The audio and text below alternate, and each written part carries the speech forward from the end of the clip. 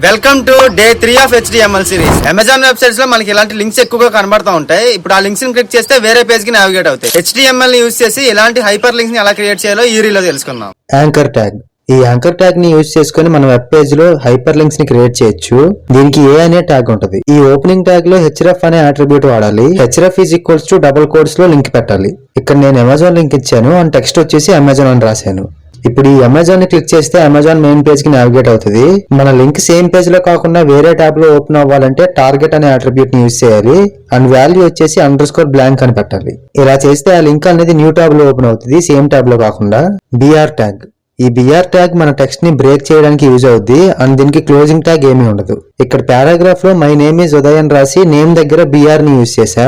So Uday అనేది new line లో వస్తుంది. HR tag. ఈ హెచ్ఆర్ ట్యాగ్ ని యూజ్ చేసుకుని మనం వెబ్ పేజ్ లో ఒక హారిజాంటల్ లైన్ ని యాడ్ చేయొచ్చు. పేజ్ ని ఫాలో చేసి డే 3 అని కామెంట్ చేయండి. ఈ ట్యాగ్స్ గురించి ఇంకా డీటెయిల్ ఇన్ఫర్మేషన్ నేను మీకు షేర్ చేస్తా.